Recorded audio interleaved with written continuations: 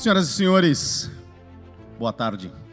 Sejam todos bem-vindos à sessão solene de outorga do colar do mérito judiciário ao ministro do STF, Luiz Fux, e à ministra do STJ, Regina Helena Costa.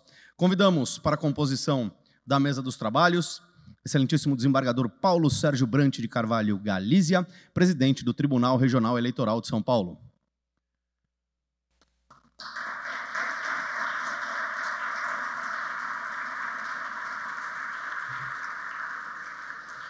Excelentíssima desembargadora Mônica de Almeida Magalhães Serrano, ela que será oradora em nome do Tribunal de Justiça.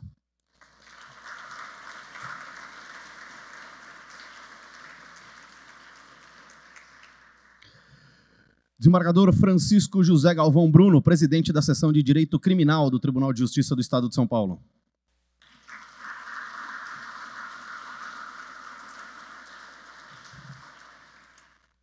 Desembargador Vanderlei José Federighi, presidente da Seção de Direito Público.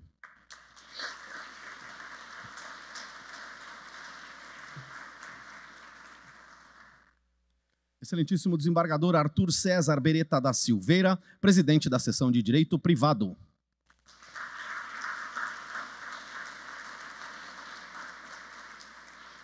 Excelentíssimo desembargador Fernando Antônio Torres Garcia, corregedor-geral da Justiça do Estado de São Paulo.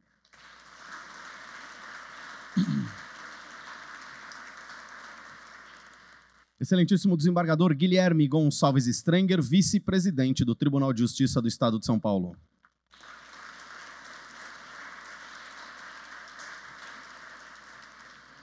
O secretário da Justiça e Cidadania, que nesse ato representa o governador, Dr. Raul Cristiano de Oliveira Sanches.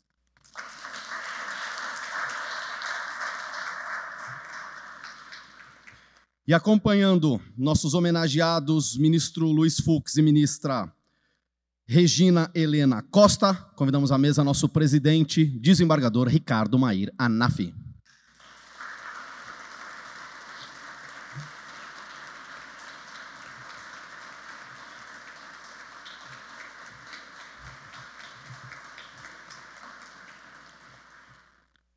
Convidamos os presentes a ouvirem o hino nacional brasileiro.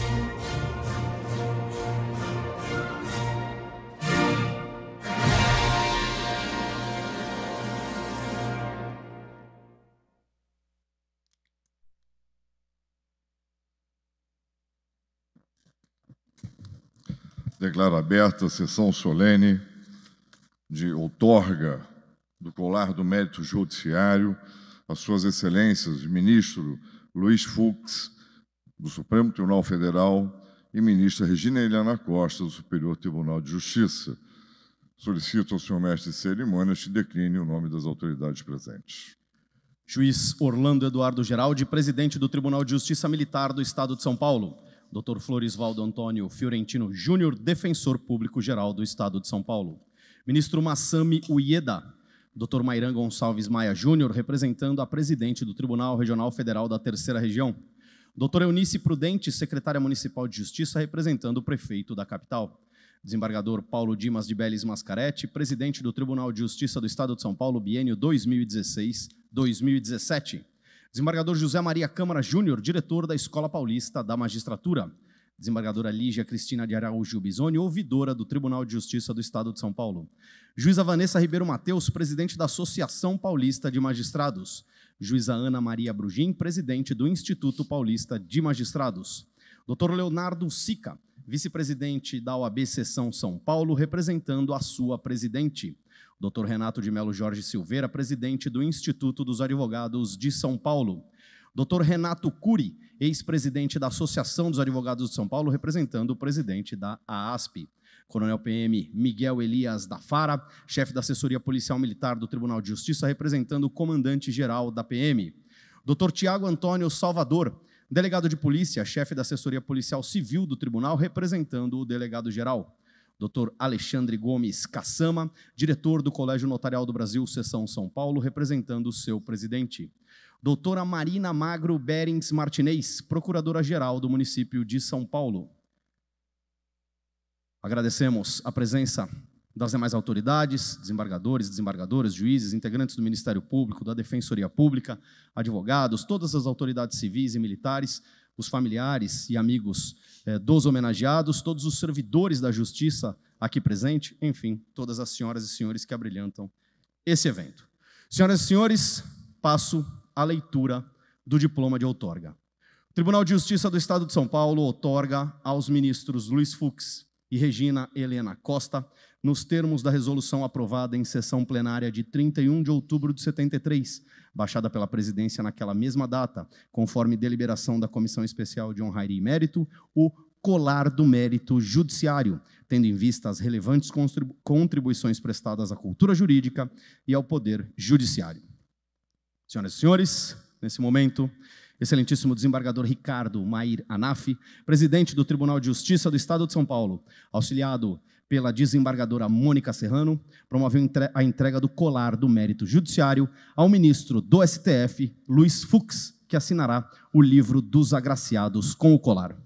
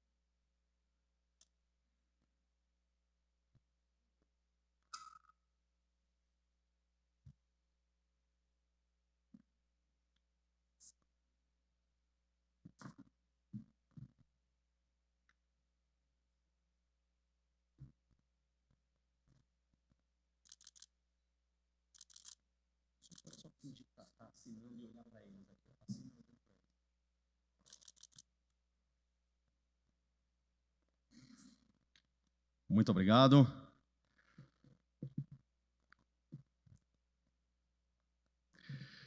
Nesse momento, excelentíssimo desembargador Ricardo Mair Anaf, presidente do Tribunal de Justiça do Estado de São Paulo, auxiliado pela senhora Marlene Marcolino Costa, mãe da nossa homenageada, promoverá a entrega do colar do mérito judiciário à ministra do STJ, Regina Helena Costa, que também assinará o livro dos agraciados com o colar.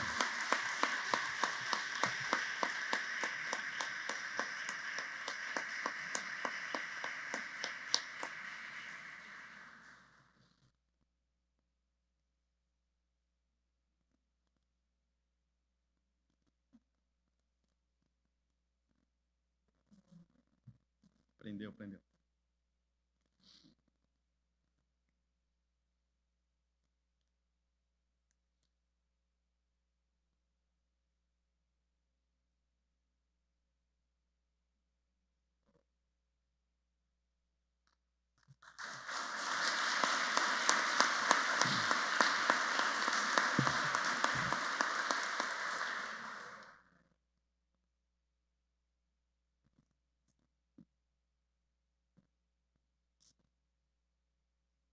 Ministra, só assina olhando para...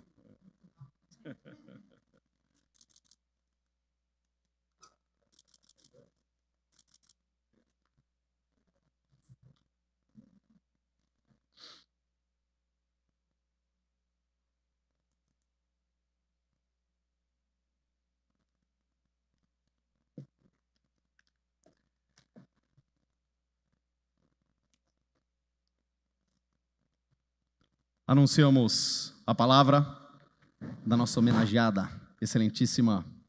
Opa, ainda não da nossa homenageada. Da oradora em nome do Tribunal de Justiça do Estado de São Paulo, excelentíssima desembargadora Mônica de Almeida Magalhães Serrano.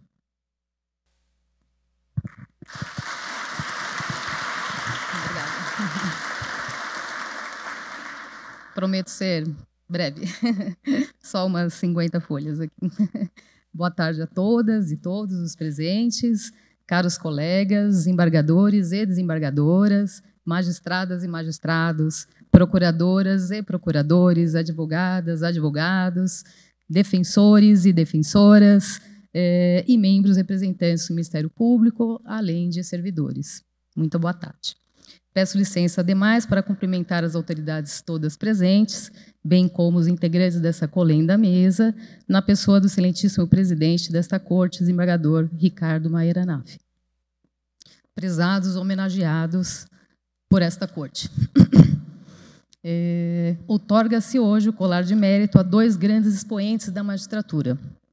É um tributo de alta distinção, instituído desde 1973, para agraciar pessoas naturais ou jurídicas, nacionais ou estrangeiras, por seus méritos e relevantes serviços prestados à cultura jurídica. Muito feliz e relevante o agraciamento. Como é sabido, a Constituição Federal do Brasil bem que circunscreve o Brasil enquanto Estado democrático de direito, cujo poder se exerce por meio dos três poderes distintos e independentes: judiciário, legislativo e executivo.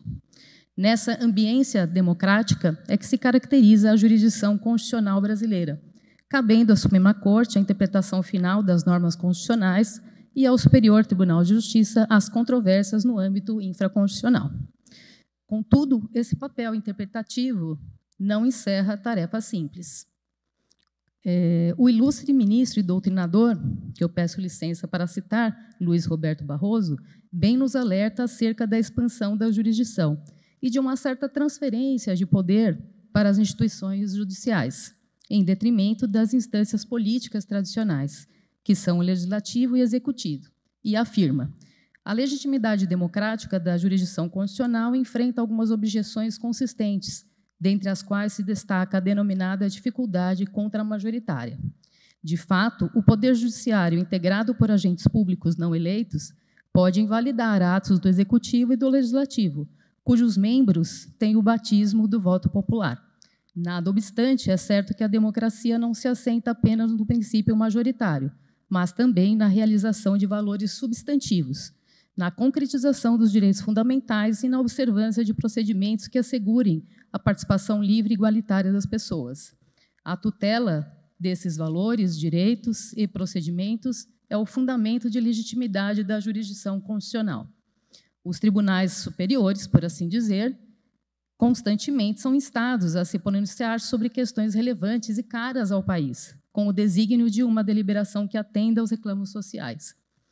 Ao exercício da magistratura, em tal contexto, já não basta mais a sólida formação jurídica, o que fica claro que nossos homenageados têm em demasia.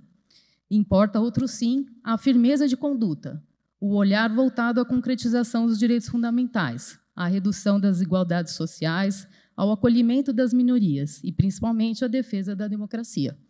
Por essa razão, os ora condecorados fazem jus, muito, ao colar de mérito, por justamente reproduzirem essa figura de substancialidade de um magistrado. A outorga da medalha quero justamente homenagear e reconhecer o trabalho desenvolvido por Vossas Excelências.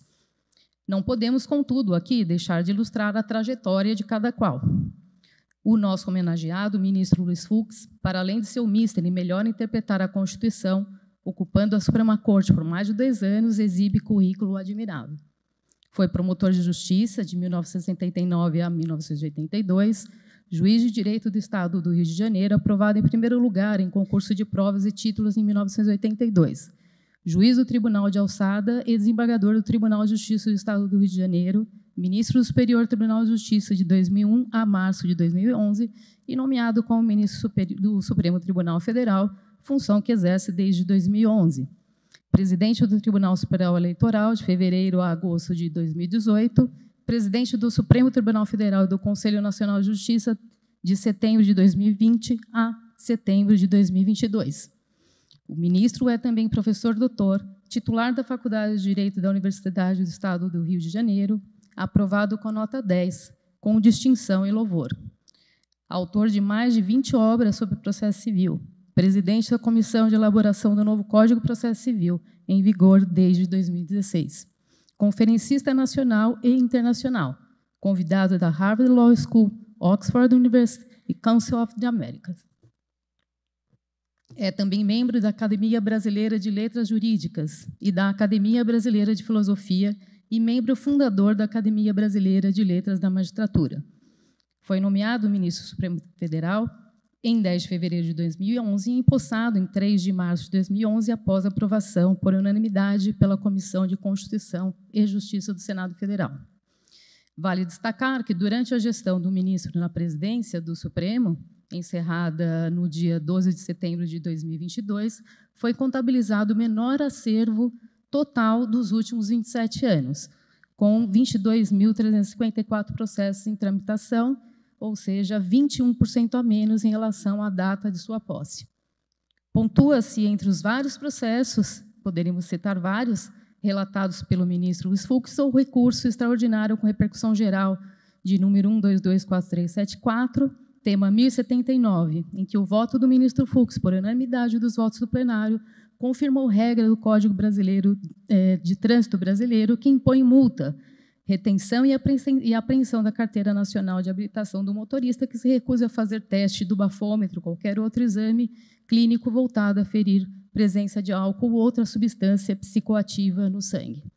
Oportuno ainda trazer à baila as palavras do conselheiro Vieira de Melo Filho, por ocasião de homenagem feita ao ministro por sua atuação no Conselho Nacional de Justiça. Peço licença para citar as palavras.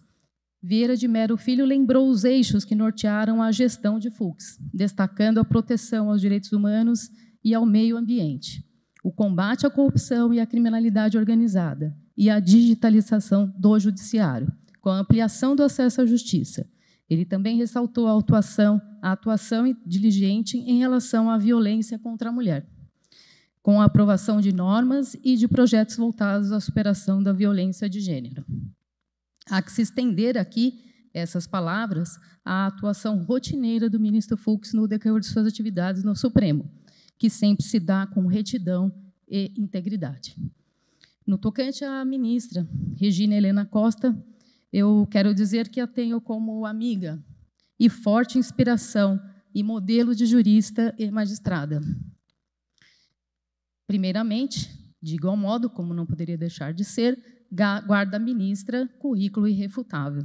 Livre-docente em Direito Tributário, doutora e mestre em Direito do Estado pela PUC de São Paulo, professora associada de Direito Tributário da Faculdade de Direito e dos cursos de pós-graduação em Direito da PUC de São Paulo. É autora de vários livros, como Código Tributário Nacional Comentado, em sua moldura constitucional, já na 3ª edição. Curso de Direito Tributário, Constituição e Código Tributário Nacional, na 13ª edição. Imunidades tributárias, teoria e análise das jurisprudências do Supremo Tribunal Federal, princípio da capacidade contributiva, praticabilidade e justiça tributária, execuibilidade, da lei tributária e direitos do contribuinte. Obras essas que, ao lado de outras e de vários artigos de exponencial valor científico, a predicam como, sem nenhum favor, a mais reputada tributarista brasileira. Herdeira que é da Escola de Direito Tributário da PUC de São Paulo, concebida pelo saudoso professor Geraldo Ataliba, de quem a homenageada foi orientada nos cursos de mestrado e doutorado. Foi procuradora do Estado, procuradora da República, juíza federal e desembargadora do TRF, Terceira Região. Cargos estes aos quais acedeu por concurso, sempre aprovado em primeiro lugar. Como coroamento dessa mais do que abrilhantada carreira, foi nomeada, em agosto de 2012, ministra do Superior Tribunal de Justiça, onde, igualmente, vem deixando as marcas do seu profundo conhecimento jurídico e de seu apodítico caráter. Em tal sentido, vale mencionar também que foi coordenadora científica, juntamente com o ministro Gurgel de Faria, da primeira jornada de direito tributário, que ocorreu no Conselho da Justiça Federal, uma realização do Centro de Estudos com o apoio do Superior Tribunal de Justiça e da Associação dos Juízes Federais do Brasil. Necessário aqui também lembrar, finalmente, que seu nome e sua atuação constituem a demonstração prática da necessidade de se aumentar a representação feminina em todos os espaços de poder no país. Pois, como bem afirmou a ministra Rosa Weber, é preciso que se diga que o déficit de representatividade feminina significa um déficit para a própria democracia brasileira. Em tal passo, quero dizer que Vossa Excelência, ministra Regina Helena Costa, honradamente me representa, enquanto mulher, substancialmente dizendo. Quero afirmar também, ao final, que Vossas Excelências me representam, enquanto magistrados, que dignificam o judiciário, além de fazerem concretizar os valores fundantes de nossa Constituição. Que Deus ilumine e fortaleça o caminho de Vossas Excelências, na determinação de bem prover a sociedade brasileira, de fortalecer a democracia, incrementar o valor da dignidade da pessoa humana e persistir na virtude moral. Parabéns.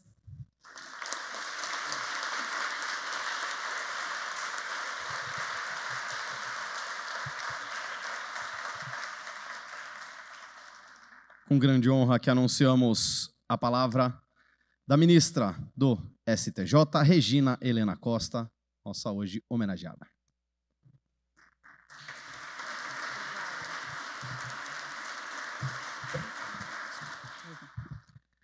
Boa tarde a todas e a todos.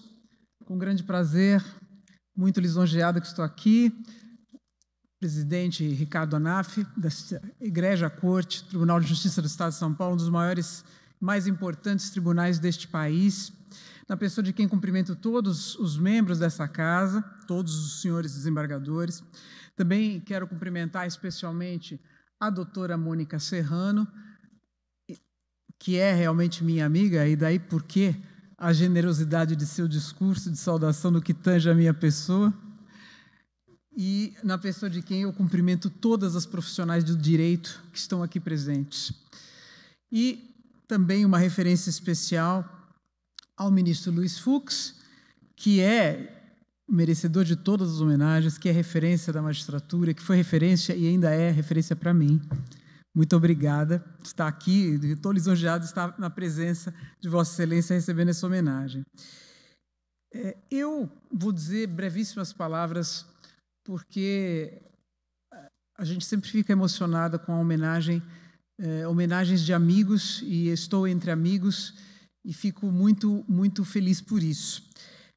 Quando eu olho o trajeto que percorri durante as últimas décadas, um trajeto longo, tanto na magistratura, já se vão 32 anos, quanto no magistério, na Pontifícia Universidade Católica, já se vão 38 anos, eu percebo que a melhor coisa que eu colhi em todo esse trajeto foram os tantos amigos que eu fiz, dos quais muitos estão aqui hoje.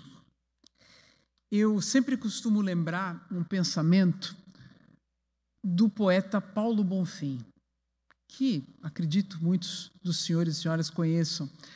Paulo Bonfim é um poeta paulistano como eu, e que recebeu a alcunha de príncipe dos poetas brasileiros. Ele nos deixou em 2019, aos 92 anos, depois de uma profícua obra literária, e num dos seus livros, chamado Navegante, livro esse publicado em 2007, Paulo Bonfim registrou o seguinte pensamento: de tanto caminhar, nos tornamos caminhos. Eu penso que, à vista de todo esse tempo que já estou na magistratura e no magistério, como mencionei, eu já me tornei caminho. E eu espero as novas gerações, espero que tantos outros venham para abrir novos caminhos, descortinar novos caminhos, muito mais inspirados e muito melhores. Com isso, eu vou encerrar agradecendo, uma vez mais, a todo o Tribunal de Justiça de São Paulo por essa homenagem tão importante para mim, tão significativa, doutora Mônica Serrano, pela generosidade de sempre, e também a minha mãe, sem a qual eu não poderia ter chegado até aqui, nem feito tudo o que eu fiz. Muito obrigado.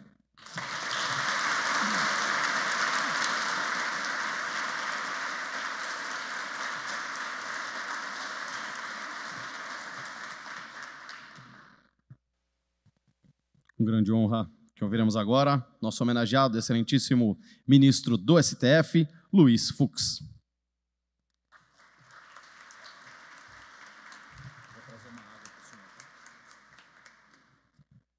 Muito boa tarde a todas e a todos.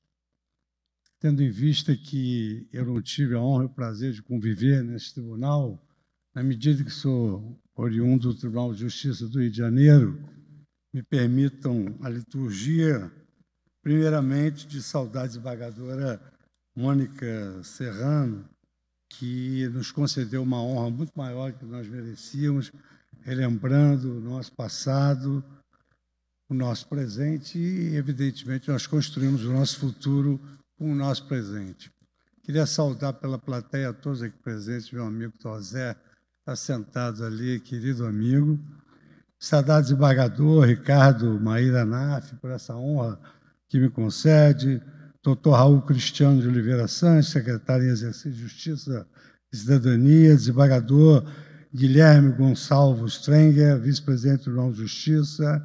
Desembargador Fernando Antônio Torres Garcia, corregedor-geral de Justiça. Desembargador Arthur César Beretta da Silveira, presidente da Seção de Direito Privado. Desembargador Vanderlei José Federico, presidente da Seção de Direito Público. Desembargador Francisco José Galvão, presidente da Seção de Direito Criminal do Tribunal. Saudar meus amigos antigos do STJ, na pessoa do Dr. Massami Ueda, salvar aqui meus assessores, saudar todos aqui na pessoa do juiz de direito aqui de São Paulo, doutor Abner, que me dá a honra e o prazer de trabalhar comigo, e o desembargador Paulo Sérgio Brant de Carvalho Galiza, presidente do Tribunal Regional Eleitoral de São Paulo. Eu queria dizer aos senhores que esse é o momento que nós fazemos um mergulho no nosso passado. Eu me lembro, num determinado dia, às 4h30 da manhã, enquanto a minha mulher preparava a mamadeira da minha primeira filha, eu caminhava para um porto do Rio de Janeiro para pegar a barca Rio-Niterói, onde eu passaria a exercer na comarca de Trajano de Moraes o meu primeiro cargo como juiz de direito. E não é por outra razão que eu trago no sacrário do meu peito um respeito imenso pela magistratura, pelos seus componentes, defendo dia a dia, hora a hora, a nossa magistratura composta por valorosos jovens, valorosos homens experimentados, e isso, evidentemente, é a minha profissão de fé. É uma das razões pelas quais eu dediquei o amor da minha vida, como disse na última sessão, ao defender os riscos de implantação de um juiz de garantias sem a estrutura necessária do Poder Judiciário.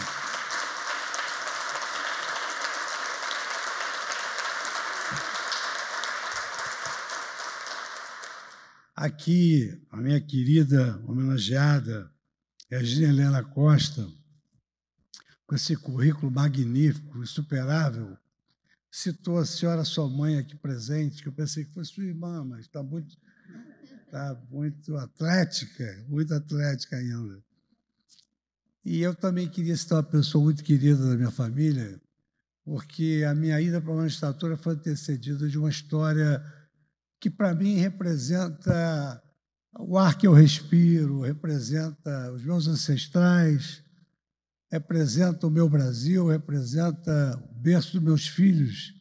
Eu sempre gosto de contar isso, porque acho que, odiernamente, falta amor à coisa pública, falta amor ao país.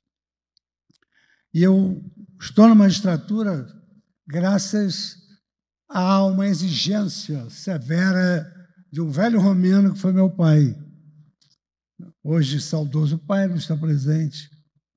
Mas eu trabalhava na Shell Brasil, S.A. Petróleo, e era assessor do professor Barbosa Moreira, no exercício de atividade de estagiário pro bono. Todos sabem que jovem trabalha pro bono, não tem nada, não tem o que fazer a não ser estudar. E, na oportunidade, eu só tenho irmãs mulheres, eu precisava, de alguma maneira, ter algum salário. Porque meu pai era um homem modesto, veio da Romênia, exilado da perseguição nazista. E eu consegui, naquela oportunidade, fazer um concurso muito difícil para a Shell Brasil S.A. Petróleo, uma empresa que acrescentou muito na minha vida e no meu currículo. E eu, com 22 anos, fui exercer a diretoria jurídica da Bahia, e, quando eu voltei, o trabalho foi exitoso. Eu era um estudante que me dedicava muito à universidade, e o Red Hunter foi lá e me contratou, e eu pude, então, exercer essa diretoria jurídica da Bahia. Quando eu voltei, eu fui chamado pelo staff da holding, e o senhor me disse que, como eu era muito jovem e não tinha vício nenhum profissional, não é? E nenhum vício pessoal também, porque vício pessoal, eles queriam forjar a minha carreira como executivo da Shell, primeiramente iniciando pela África e depois chegando aos mais altos patamares da carreira executiva da Shell. Bom, um jovem que passou a sua juventude com extremas limitações, que eu não tinha nem carro, quando todos os amigos que passavam no vestibular ganhavam carro de presente como se não fosse obrigação estudar, e essa era a regra do meu pai comigo. Você estuda para você, se quiser você estuda, se não quiser você não estuda. Mas isso é para você, para a sua vida. E eu, então, logrei esse emprego, e eles, então, disseram, você vai, porque a Shell era anglo-holandesa, então você vai, nós vamos mandar você para a Inglaterra para você ser forjado um executivo da Shell. E eu, que vivera momentos tão difíceis, cheguei em casa entusiasmado, ao extremo, e disse, pai, eu vou para a Inglaterra. Com aquele entusiasmo, qualquer jovem na minha situação ficaria, né? E ele, então, me olhou profundamente, era muito meu amigo, diferença de idade muito pequena. Então, eu com 22, ele com 42, éramos praticamente amigos. E é assim que vai, né? Ele, então, disse para mim, não, você não vai, não. Aí eu falei, não, mas eu vou voltar ao Brasil, eu vou visitar a família. Eu pensei que fosse alguma coisa de afeto e saudade. E ele, então, disse para mim, não, você não vai, não, porque você estudou em colégio público, você estudou em universidade pública, esse país recebeu a sua família toda exilada da perseguição nazista, e eu nunca tive que gastar um tostão para você estudar, para você hoje chegar a esse patamar. Então, você vai devolver ao Brasil tudo que o Brasil fez pela nossa família. E assim foi. Ele tinha o desejo de que eu fizesse concurso para a magistratura. Eu fui promotor de justiça por concurso e, posteriormente, fiz concurso para a magistratura. Então, o homem, quando caminha, não pode esquecer que o que vai à frente é o seu passado. E esse é uma partícula do meu passado.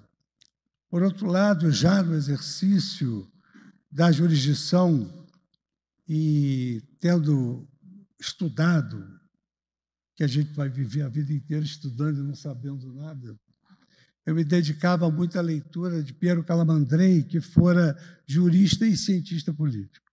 E eu pude viver na prática como juiz de entrância do interior, como juiz da primeira instância, como juiz do Tribunal de Alçada, como desembargador, que ele tinha razão quando afirmava que a justiça era a ponte por onde passavam todas as misérias e todas as aberrações. E é lamentável, muito lamentável, que a sociedade não saiba o ônus que é o trabalho dos magistrados, dos juízes, dos desembargadores, o que nós enfrentamos, as escolhas trágicas que nós temos de fazer no momento de decidir causas tão sensíveis. Odiernamente, a crítica mais cotidiana, e eu queria aproveitar a fala da desembargadora Mônica Receano, hoje, a maior crítica que se lança sobre o judiciário é que o judiciário, na tripartição de poderes, se mete em absolutamente tudo. Só que o leigo não sabe que a justiça e a jurisdição ela só se exerce quando ela é provocada. E hoje temos que ter cuidado até para dizer isso, que a justiça só age quando provocada. Isso era uma expressão italiana, mas eles acham que a justiça só age quando provocada porque ela quer reagir às provocações. Mas, na verdade, a justiça só age se alguém formular algum pedido, e a Constituição Federal é clara ao estabelecer que nós não podemos pronunciar um não liquid, não julgo. As cortes supremas estrangeiras elas têm o direito de dizer não vamos julgar isso agora quando há um desacordo moral razoável em torno de um determinado tema. Mas nós somos obrigados a julgar pelo princípio da inafastabilidade. A Constituição estabelece nenhuma lesão, ameaça de direito deve escapar ao judiciário. E, odiernamente, já se desenvolveu até na Europa uma tendência dos tribunais decidirem não decidir. É uma virtude passiva, decidir, não decidir e devolver o problema a quem tem direito. Porque nós não somos votados, nós não temos preço social. O que prevalece para o juiz é uma independência olímpica, mas nós não temos que prestar contas a nenhum eleitorado. Mas o que ocorre na prática quando se fala em judicialização da política? Na arena própria, que é a política, não se quer resolver o problema, porque há um preço social a pagar. Tem um eleitorado que está querendo saber como é que se vai decidir essa ou aquela causa. Mas nós, juízes, não temos eleitorado. Então, se não conseguem lá, lançam para o Poder Judiciário. E hoje é a coisa mais comum de se ouvir. Vamos ao Supremo. Quer dizer, o vamos ao Supremo, em primeiro lugar, onera sobremodo o tribunal, que às vezes passa a usufruir negativamente de níveis alarmantes de satisfação. Porque, na verdade, nós decidimos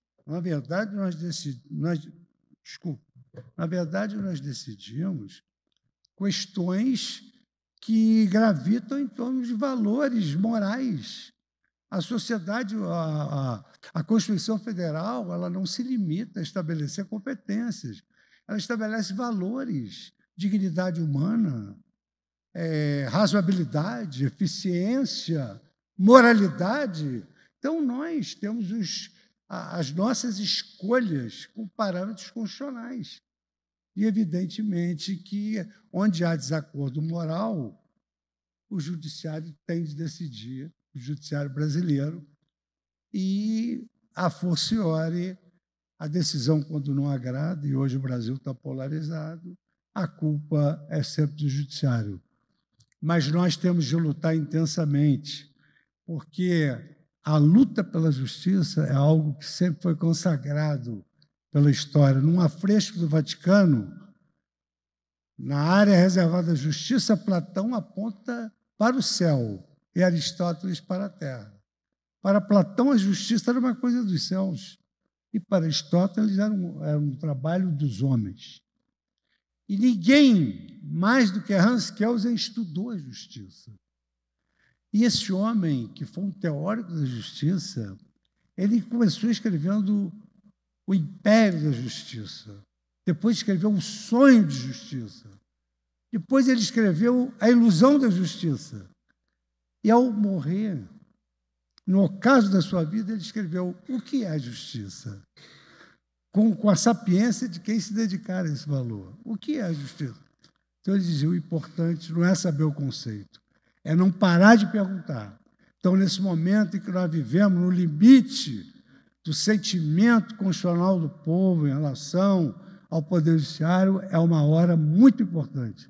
É uma hora de nós enfrentarmos todas as questões que advenham com coragem, porque existe dos juízes conhecimento enciclopédico, nobreza de caráter e uma independência olímpica. Na realidade, então, nós estamos num momento crucial, mas nós fomos forjados para isso. É hora de uma grande travessia, que se nós não ousarmos fazê-la, o Poder Judiciário ficará para sempre à margem dele mesmo. Muito obrigado por essa homenagem, presidente.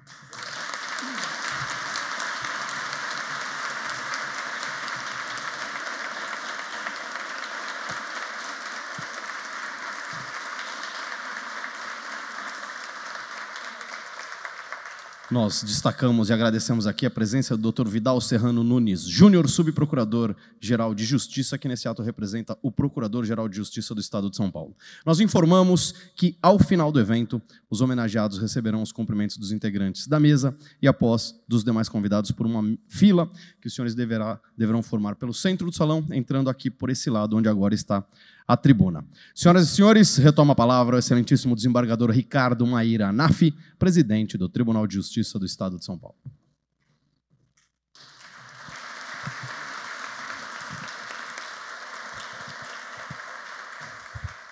Boa tarde. De antemão, eu gostaria de saudar Sua Excelência, o Dr. Raul Cristiano de Oliveira Sanches, secretário da Justiça e Cidadania, representando Sua Excelência, o governador do Estado de São Paulo. Saudar Sua Excelência, o desembargador Guilherme Gonçalves Strenga, vice-presidente do Tribunal de Justiça de São Paulo. Cumprimentar Sua Excelência, o desembargador Fernando Antônio Torres Garcia, corregedor-geral da Justiça de São Paulo. Cumprimentar Sua Excelência, o desembargador Arthur César Beretta da Silveira, presidente da Seção de Direito Privado do Tribunal de Justiça. Cumprimentar Sua Excelência, o desembargador Vanderlei José Frederic, presidente da Seção de Direito Público. Cumprimentar Sua Excelência, o desembargador Francisco José Galvão Bruno, presidente da Seção de Direito Criminal. Cumprimentar Sua Excelência, a desembargadora Mônica de Almeida Magalhães Serrano, oradora em nome do Tribunal de Justiça de São Paulo. Cumprimentar Sua Excelência, o desembargador Paulo Sérgio Brande Carvalho Galícia, presidente do Tribunal Regional Eleitoral. Cumprimentar todas as autoridades presentes, já declinadas. Cumprimentar a senhora Marlene Marcolino Costa, mãe da ministra Regina Helena Costa.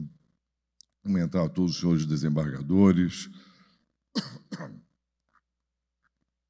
senhores desembargadores, juízes, membros do Ministério Público, defensores públicos, advogados, senhores servidores, todos aqueles que estão conosco, minhas senhoras e meus senhores.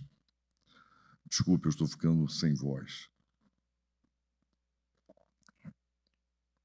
É uma honra para o Tribunal de Justiça poder conceder a medalha do mérito do Judiciário, nosso queridíssimo, amado tribunal, a duas figuras marcantes do Poder Judiciário brasileiro.